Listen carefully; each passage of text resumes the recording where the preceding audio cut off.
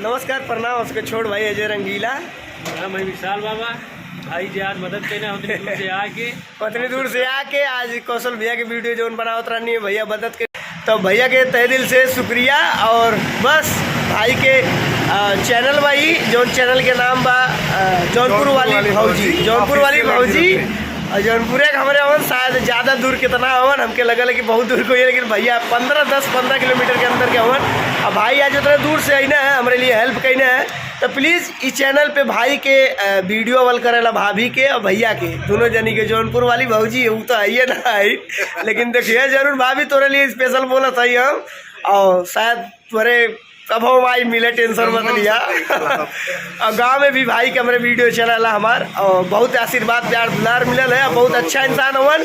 अब प्लीज़ जितना हो सके आप सब इनका लोगों के सपोर्ट करो। सब लोग देखा आजकल मैरिज जे बस सभी लोग वीडियो बनावता है यूट्यूब पे, तो प्लीज़ वैसे भाई भी बनावत भाभी भी बनावत, प्लीज़ हमारी ये काल बा कि भाई लोग जवन काल मल्ला ना मल्ला बात के बाद बा, लेकिन ये काल मानते थे भाई लोग से जुड़ा हमारे भैया से हमने आप लोग टेंशन मत ले बस भैया और अकेला कहा हम तोरे लिए काफ़ी अकेला है और क्यों जरूरत ना पड़ी, तो लेकिन चला फिलहाल जवन भी बा ये भी हमारे दर्शक बा ये भी वीडियो डांस गाना देखेला, और हमने दोनों भाई है चाहे कि प्लीज़ ज़्यादा से ज़्यादा जौनपुर वाली भौजी ऑफिशियल चैनल के ज़्यादा से ज़्यादा सपोर्ट करा। और कुछ दिन बाद हमारे वीडियो पर देखे कि मिल सकेला, कहा कि थोड़ी सा भी हम लोग थोड़ा जल्दी भाई कहीं जात ही और कौशल भाई के पैसे वैसे भी लगाओ के बाद यही खातिर अब चलत ही, और भैया से बहुत जल्दी मुलाकात होगी। तो हमारे ये का नाम बा जे भी शॉर्ट वीडियो बनावाला, जे भी मैरिज बा, जे भी शादीशुदा होके वीडियो बनावता डबल जोड़ी, तो सब लोग जितना डबल जोड़ी वाले भैया हम तो सिंगल है हमारे में समझा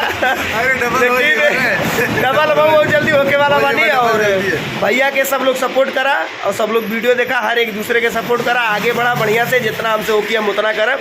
अब भाई आज हमारे लिए इतना कहना बड़ा खुशी की बात बा। और चली बस ये चाहता नहीं कि जौनपुर वाली भौजी ऑफिशियल चैनल बा एक सब्सक्राइब को ले जा और कंटिन्यू भैया वीडियो चढ़ावल करें भाभी के साथ, तो बहुत अच्छा वीडियो देखे को मिली।